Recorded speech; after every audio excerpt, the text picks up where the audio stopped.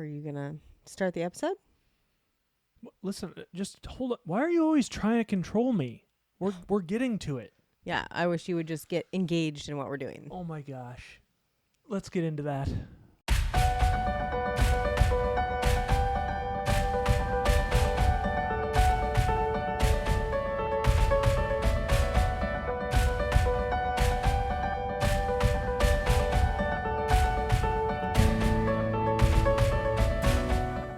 Before we jump into today's show, I wanted to ask you to check out our website, brand new website, marriagebydesignpodcast.com. That's marriagebydesignpodcast.com.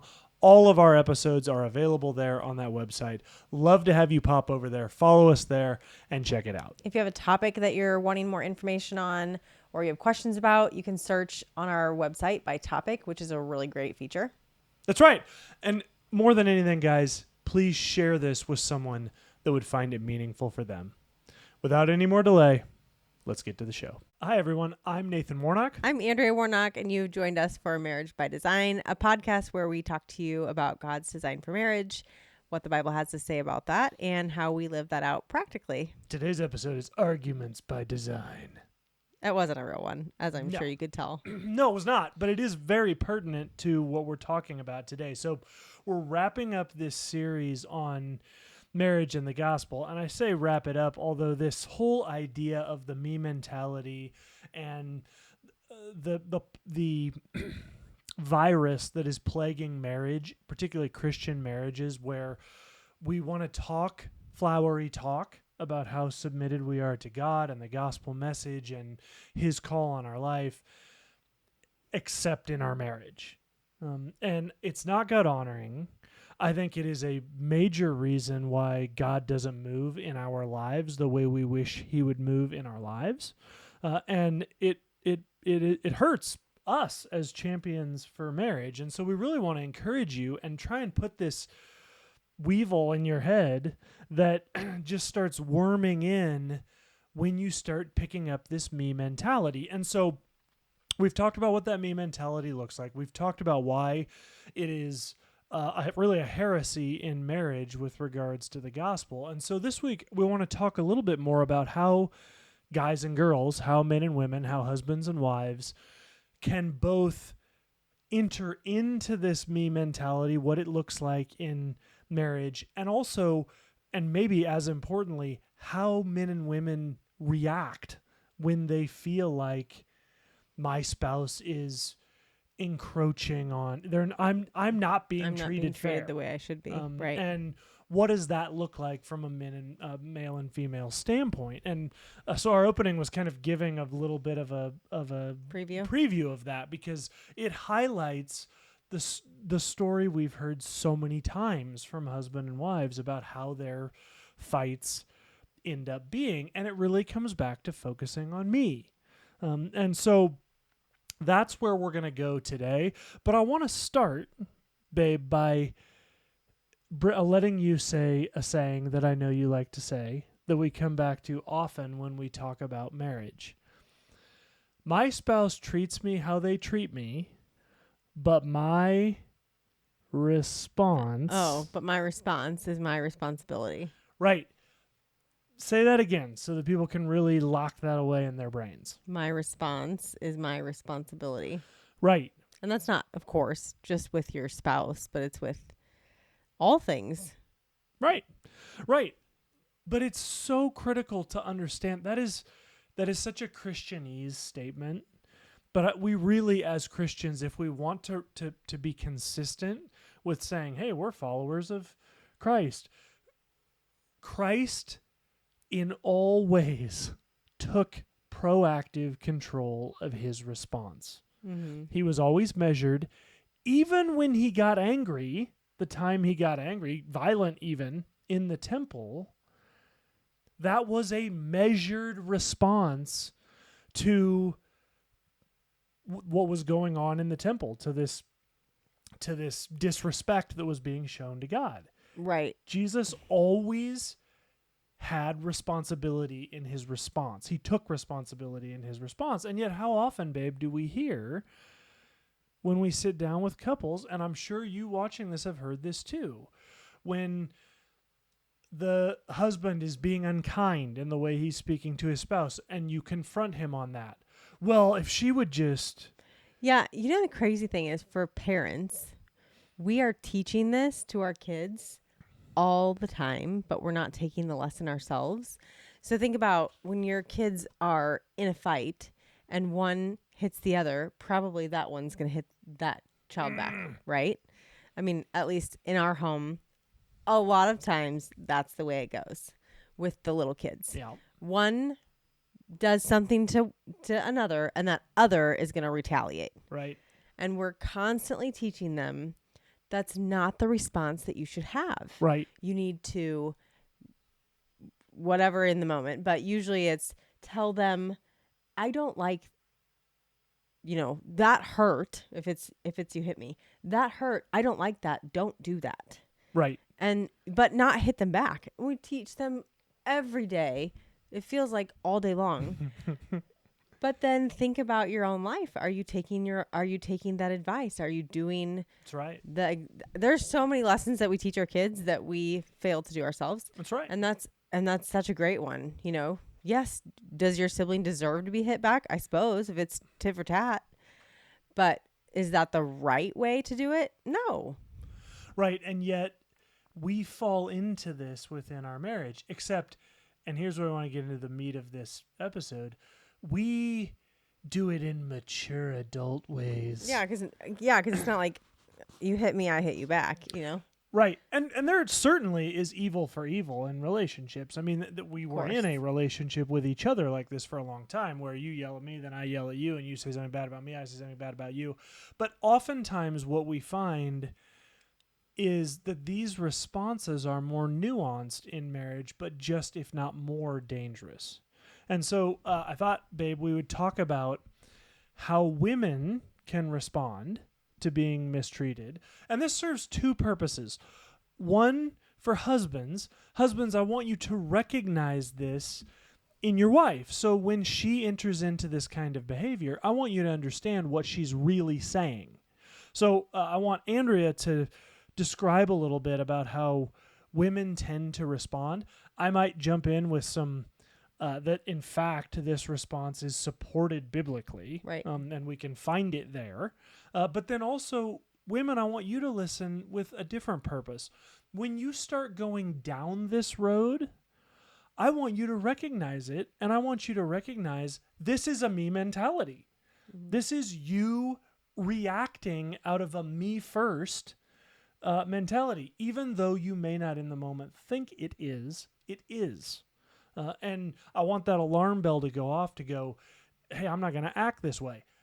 Now, I'm letting Andrea go first because ladies first, but I'm not letting guys off the hook either. We'll get to them in a minute. So I don't want anyone to think that I'm starting with women because women are the ones with the problems here. That's just how it is in our relationship. But for other marriages... It is true a lot. No, it is not true. All right, babe. So tell me, when you feel, and women in general feel, an injustice, that you feel like you're not being loved the way you should be loved, things aren't fair, I'm mistreating the way you. I should be. Mm-hmm. Right. What is your natural sort of, this is how I'm going to respond to that? Yeah. So my response, and I think it's a pretty normal, like what a lot of women deal with, is control. Really wanting to control Nathan, wanting to make him treat me in the way that I feel like I should be treated, and that comes out in a lot of different ways, but it can come out in just not being kind, kind of being harsh with, like, treating them like a child, kind of. It can come out in manipulation, or even a kind of martyrdom sort of, oh, woe's me, I'm the martyr, I'm so poorly treated, whatever. But that's all really attempt at control to try to make you treat me the way I feel like I need to be treated. Yeah. But it can also be, withdrawal physically, I would say. Mm-hmm. Physically and emotionally, I would say that's less calculated and more just something that women have to be more conscious of. How do you Not that mean? it's a purposeful, I'm just going to pull away from him in these ways Got it. because Yeah. he's not treating me the way I should. And if I do this, then he'll treat me the way I should. You know, I think some of these things at an attempt to control or an attempt to even just kind of the way I see it in my mind is like a flailing for getting what I feel like I deserve or what I need. Isn't always, it's not always a conscious, I'm going to do this so that he'll treat me this way. It's just not being intentional and not thinking about what is my behavior and is it what he deserves as a child of God and as a husband, regardless of how he's treating me. So, shutting down emotionally, shutting down physically, kind of being more of an independent woman, all those kinds of things are an attempt at control or just a punishment for you're not doing what I think you should do. Yeah, so I kind of divide these into two types. There's aggressive control and there's passive control. There's overt, Yeah, aggressive control is the direct undermining, right? Direct putting down, right? Putting down your husband, trying to put him in it, make sure he knows this is where his place is, because he's treating you poorly. It can be acting out in things like substance abuse issues. It can be acting out in things like, and I'm using this word loosely because it can go both ways, I believe, in marriage, but specifically doing things he's asked you not to do. And again, that's not a submission thing. I'm talking about it because I believe he can do this to you as well. But those are sort of aggressive control things. Then there's passive control things. Just not being open emotionally, physically, sexually, whatever, when he doesn't treat you the way that you want to be treated. The cold shoulder, the whole martyr thing. Oh yeah, cold shoulder. That all those things are sort of passive control, but the heart behind it is the same. You're trying to use your actions to manipulate his behavior. Right. And when we look at the heart issue behind that, the heart issue is, I want him to act this way, so I am going to treat him this way until he does. Yeah, I want to make it painful for him until he realizes that's not how you're going to treat me. You're better off treating me this way. So, I mean, that's the not the thing that you're thinking. You're not necessarily those words in your mind. Right. I'm going to treat him this way so that he realizes his place and the way he should be treating me, and then he'll be treated the way he should be. You know, that's really when you say it out loud, you're saying the quiet part out loud. When you say it out loud, it sounds really horrible, but that's really what's going on. And in reality, it is actually horrible. Although I agree with you, I don't think there are a lot of people going through that. But here's the thing. You only make it to the 3rd chapter of Genesis before God says the quiet part out loud. Because in the fall, after Eve and Adam sin, then God says, well, here's the result of your sin. And the result for her is that her husband would be placed in authority over her by God as a part of the design for marriage, but she would desire control over him. And so you just have, as a part of what it means to be a human woman, this desire to control your husband. And when you feel like you're being treated unfairly, it plays right into that human nature aspect. So men, I want you to be aware of that when your spouse either aggressively or passively begins trying to control you. As men, we hate that because it feels so disrespectful. And the temptation is for us to respond in due course, as I'm going to talk about here in a minute. What I'm asking you men to do is put this alarm bell in your brain so that when you see your wife acting that way, and maybe not in the moment, maybe in the moment it's everything in you to just go, okay, we're not going to go down this road. I need to remove myself from this situation right now to a different part of the house. Don't leave the house, but to a different part of the house, and just not engage. But when you come back together, you should now understand, hey, there's something I've done that's making her feel slighted. And man, it takes the type of maturity that we all talk about having as Spirit-filled Christians to go to our spouse and go, you know what? That felt controlling to me, but I want to come here to say, what did I do that made you feel hurt? Yeah, because inside of you don't want to do that, because then it's almost like, yeah, her controlling worked and Right. got me to do what she wanted me to do. When in reality, she can think that, sure, but you know what's true. And also, may I take us back to the gospel? Jesus dying on the cross, in a sense, made it feel like it was okay for me to commit all the sins that I've committed. But that's the point of grace. Grace is unmerited favor. That means when she treats you that way, she deserves you blowing up at her. That's what she deserves. But we show her the gospel by extending unmerited favor. Favor, goodness that she doesn't deserve. Right. And so Yeah. we live out the gospel when we do that. Right. So she's receiving grace, but then also we're going back to what we started with.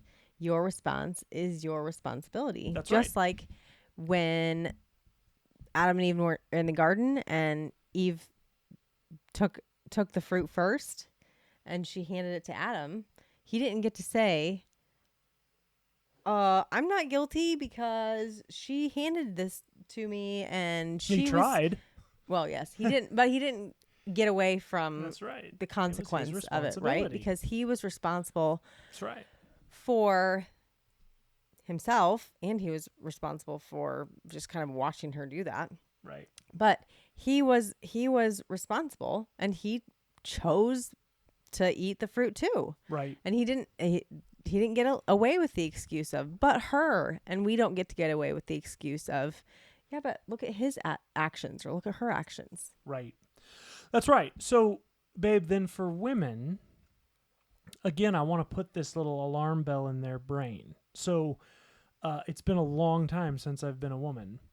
So like never.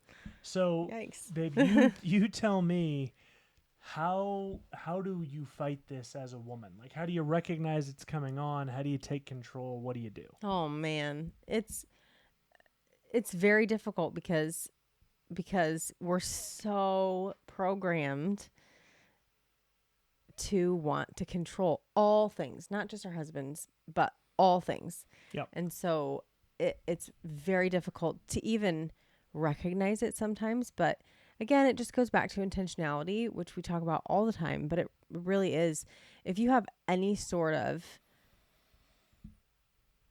frustration towards your spouse, you're probably trying to control him in some sort of way, right? So just realizing, unless you're one of those women who doesn't struggle with that, and I've met maybe two who seem to just not struggle with that sort of thing, but it's a teeny tiny percentage. So anyway, if you have any sort of issue with your spouse, if you're feeling any sort of not great way towards him, you probably are trying to, in some way, get him to do what you want him to do, treat you the way he, in a way that's not God honoring. And so have the maturity to go to the Lord and say, hey, is there any, unless you know right away, but is there any way in which I am not treating him the way you've asked me to? And is there any way in which I'm trying to control him or anything like that? And will you point that out? And will you will you take away my pride enough that I can go to him and apologize and, work on not doing that? That's great. So It's great. It's great. Thanks, babe. I appreciate that. So, as promised, husbands I not mean, off. it's a not message off. for me too, by the way. It's not like I've arrived at that. Yeah. I thought maybe you were going All to the say, time. I only know 2 women and I'm one of them. I'm not. Nope. I am not. I think Nathan would have like. I don't know what you would if I would have Let's- been like I'm one of them. Let's don't close know. in prayer. Yes, that's probably what you would have done. So, husbands, you're not off the hook on this either. But husbands deal with this thing very differently. And again, you can go back to Genesis 3 to start to see examples of this. Actually, Andrea gave an example a minute ago biblically. Adam was there in the garden with Eve. And in fact, the New Testament makes it clear that the original sin was Adam's, not Eve.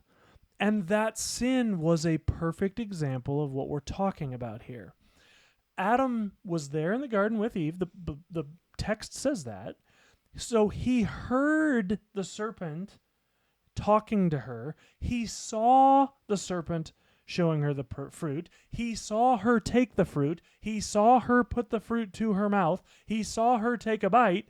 And then she offered it to him, and he ate it. At no point in that did he care enough about either integrity before the Lord or Eve's well-being Right, God's best for Eve. to right? step in and go, this needs to stop immediately. Mhm. It was a failure of leadership, and that failure was one of apathy. And that is how men can so easily respond to our wives and it is an unfathomable thing to our wives because it's so opposite oftentimes to how they react. And so it becomes this death spiral of we respond apathetically, meaning we respond with sort of this like, whatever, right? Just whatever. Do whatever you want. But not in a Right? controlling way. Right. In a giving up control Yeah, way. in a genuine like screw you, screw this relationship. Right. I don't care. If you're not going to let me, feel in charge, and if you're not going to respect me, then I don't care. You do whatever you want. Right? Whereas women can do that from a martyr standpoint where they're lying. That's what martyr. I mean, it's really just lying. You're saying whatever, but you really care. Guys genuinely get to where they don't care. And this again shows up in 2 specific ways. In what is sort of this sounds like a oxymoron, and in a way it is, but sort of this aggressive apathy or a passive apathy. The aggressive apathy is, I don't care about your feelings. That is where guys can get really sarcastic.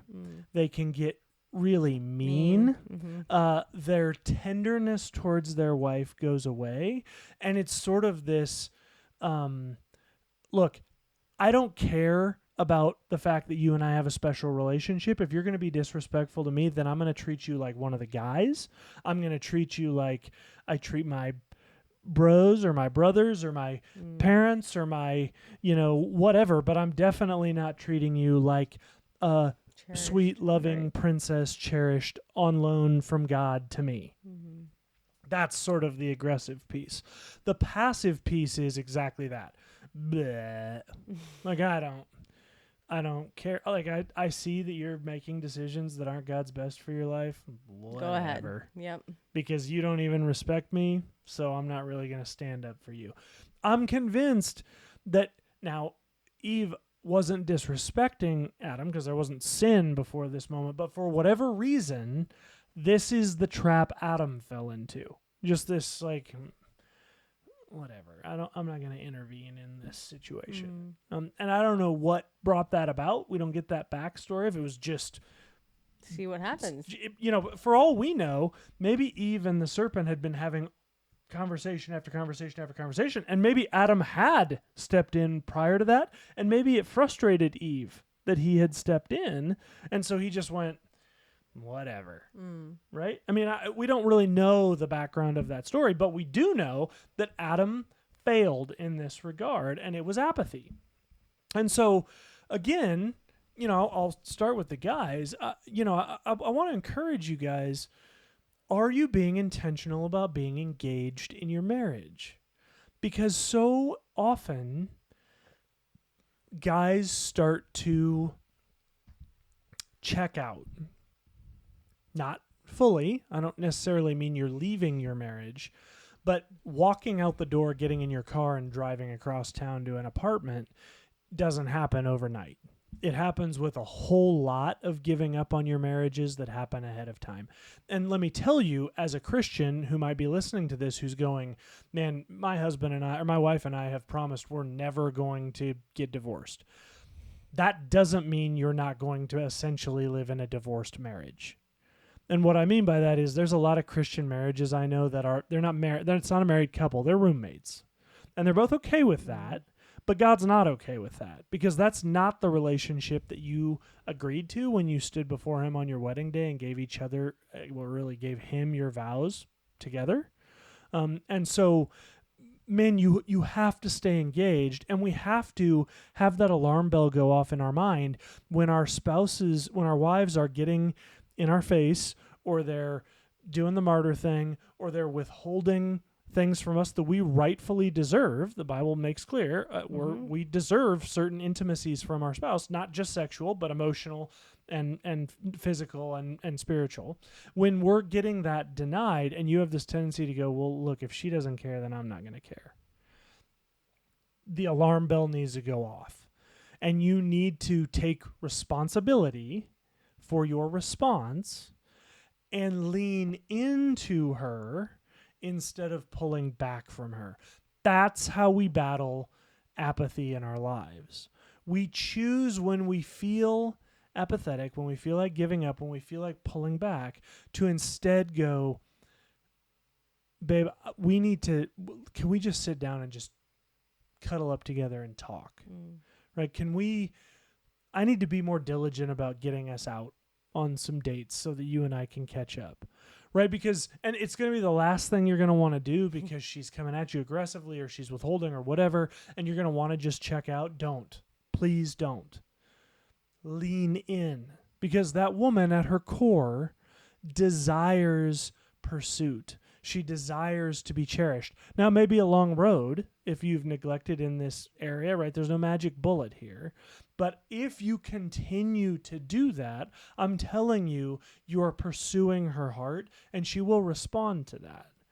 What she will not respond to is you drawing back. The temptation is, well, she wants to be in control, and I don't really care, so I'm just going to let her. The problem is that's going to actually make her respect you less and try and control you more, and then you're going to want to withdraw more, and that's when we start seeing Satan come in with temptations of infidelity and just priorities out of whack, all that kind of stuff. So men, when you feel like you want to withdraw, push in instead of withdrawing. Babe, any encouragements for wives who may be seeing their spouses going through this apathy? Yeah, absolutely. I mean, best thing would be to go to your spouse and say, hey, seems like we are not in a great way with where we're at, either in our marriage or how we're treating each other, or just our closeness, and just not blaming, but saying, what can I do to love and respect you better? Because then the pressure's off of him feeling like, oh, here we go again. It's all me, all the things that I need to change. And instead that takes down the walls that have been put up. Yep. Because you're saying, I'm not talking about you. What can I do? Right. And if he never asks, what can I do? Or, yeah, me too, whatever, that's his responsibility. Right. And he will probably get there at some point. But if you recognize in yourself, this isn't right. Just be the one to buck up and do the work first. Right. And he will more than likely follow at some point. That's really good. Really good. I want to add just one thing on, super practical. If you want to get his attention and you don't know how to do it, just go to him and say, you know what? I want to tell you something I really respect about you. That's it. Whatever it is. It can be something really simple. I really appreciate that you can hold down a job, because there's a lot of guys out there that just can't. And it means a lot to me that you work hard. Whatever it is, right? It can be something as simple as that. It can be nuanced, intricate, whatever it is. But just do that and then walk away. No follow-up conversation, nothing. Do that at once a day or every couple days, and you will draw him out of this apathetic funk, because as a man realizes he has responsibility, he generally desires to take hold of that responsibility and run with it. And that's one of the apathy things is, well, she doesn't want me to take responsibility for her, so I'm not going to. And you can really combat that by just simple compliments, things you respect. So. Yeah, and I would say for men, you know, when women are trying to control, we're about probably the prickliest cactus you could be around, but really showing her tenderness is going to feel like the very opposite of what you're going to want to do, but that's what she needs. Yep. And just leading with tenderness will, I think, make a huge difference. And the point is, as we bring this to a close, that is the gospel message. Absolutely.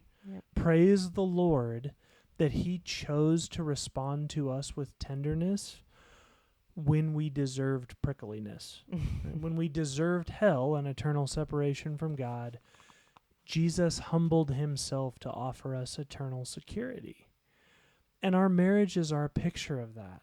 So if we're not willing to put our spouse first and respond in grace and humility when they're at their worst, you don't get it when it comes to the gospel message. You just don't. So, man, I hope every one of us can really put this alarm in the back of our mind. And the alarm is simply this: as Christ did, so therefore I will do. And praise the Lord that he sent the Holy Spirit to empower us to do that. So let's go forth and do it. Guys, thanks so much for joining us. I hope you found something in this episode that was meaningful to you. I know I did, as I think about my own struggles in my own marriage and trying to show Andrea the grace of Christ. So thank you guys again for joining us. Hope you have an excellent week, and we will see you again next week on the Marriage by Design podcast. Until then, remember, God is for your marriage. Thanks so much for listening. We just wanted to say, if you have a comment, a question, something that you're struggling with or need prayer, please reach out to us. You can get a hold of us by emailing marriagebydesignpodcast@gmail.com, or of course you can comment on any of our social media and we will get back to you. But if you have something private, feel free to email us. We're happy to personally respond to you. That's right. And we do respond to every comment that we receive, either through our website, through YouTube, through our social medias, which leads me to, feel free to pop over to our website, marriagebydesignpodcast.com. You can leave comments on any of our videos through that site. We would love to be able to connect with you, but please don't hesitate to reach out. Even if you just need prayer, you need someone to hear what you're going through, we're here for the Marriage by Design community, so feel free to reach out anytime. Until then, guys, thank you so much for joining us. We'll talk to you next time.